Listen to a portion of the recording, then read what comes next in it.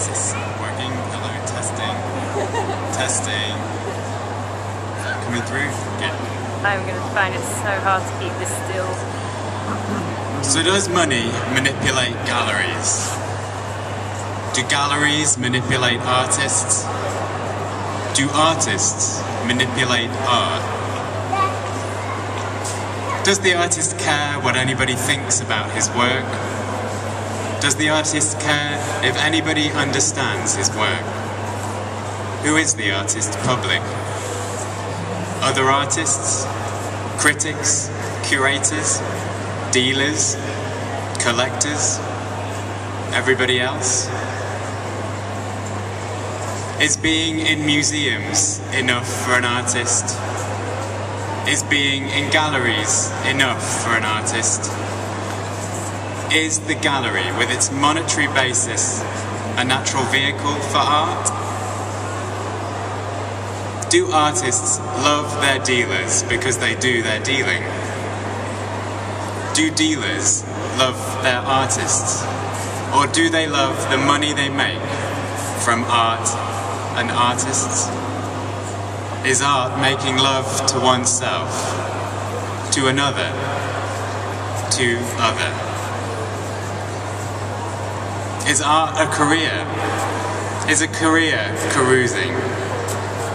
Are galleries pimps for carousing artists cruising immortality? Should art be sold? Should art be given away? Should society support artists so they can give away their art? Should all human beings support all human beings? Should art be free? Can artists be free?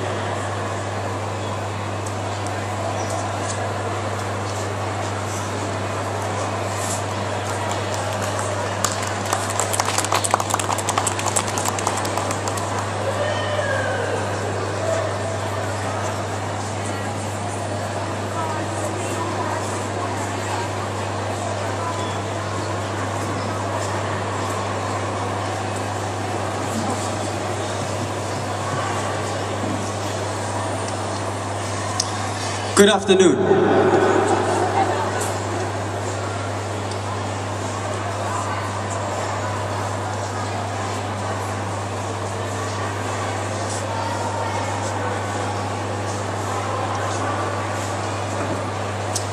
Good afternoon.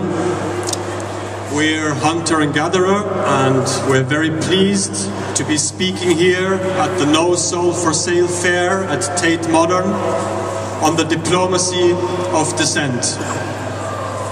On the 10th anniversary of this remarkable public institution, we'd like to extend our sincere congratulations to Tate Modern and its success in placing contemporary art at the centre not only of London and British culture, but also promoting it in the global realm. Likewise, we also wish to salute the 30 independent art spaces who have assembled here in the Great Turbine Hall, perhaps not to compete with the Goliath, but certainly to complement and challenge it. As we all know, the idea that there could be such a thing as a single cultural dominant extending beyond our individual beings, tastes and affinities, and expressing common values, has today been discredited and largely displaced by a strong emphasis on diversity, difference and otherness.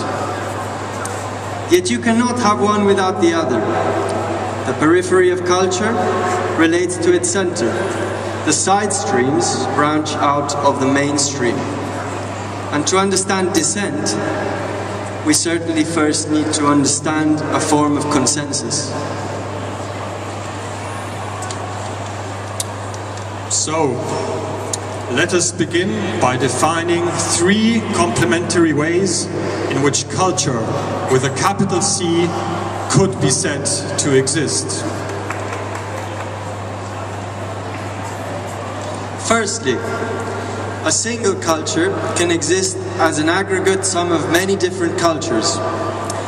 For example, global organizations of cultural diplomacy such as UNESCO, they define culture in this way.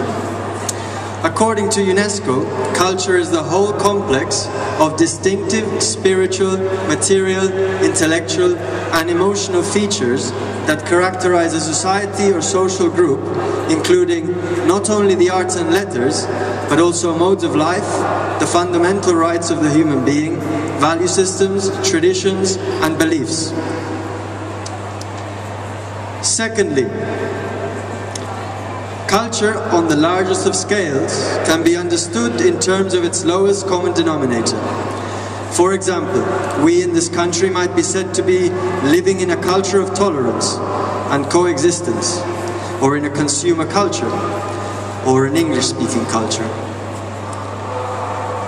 Thirdly, a unified public culture can actually be installed by the state. Sometimes it has bottom-up democratic mandate. Sometimes it is imposed top-down by authoritarian rule. Sometimes it goes both ways. Tate Modern is in great measure sponsored by the state and therefore by all of us.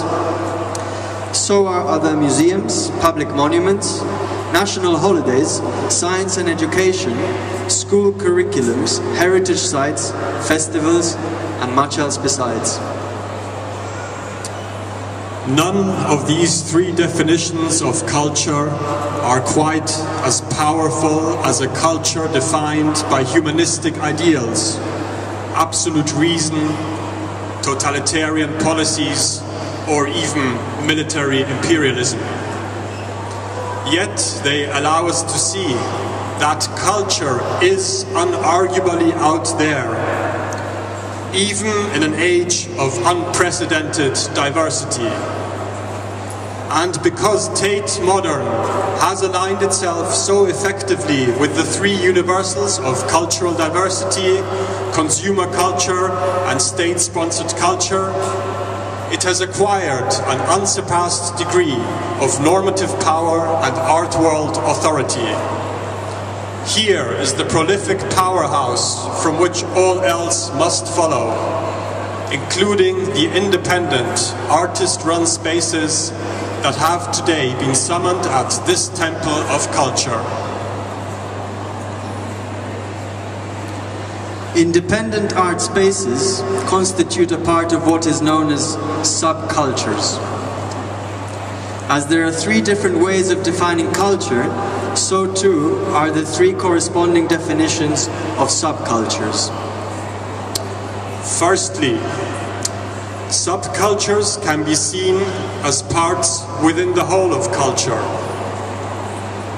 Secondly, subcultures constitute rhizomatic outgrowths from the cultural mainstream, with which they nonetheless share a common denominator, such as the English language. Thirdly, subcultures are molded as negative or inverse cultural manifestations whose interests stand apart from a normative, state-sponsored culture, or they are too small and intimate to even be detected by it.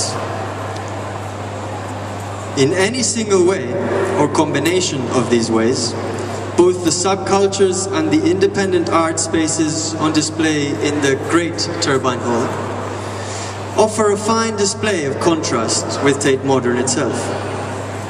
We are literally looking at a parade of culture and subcultures, all standing together, yet at a distance from one another. One single scene or many sub-scenes, all standing side by side.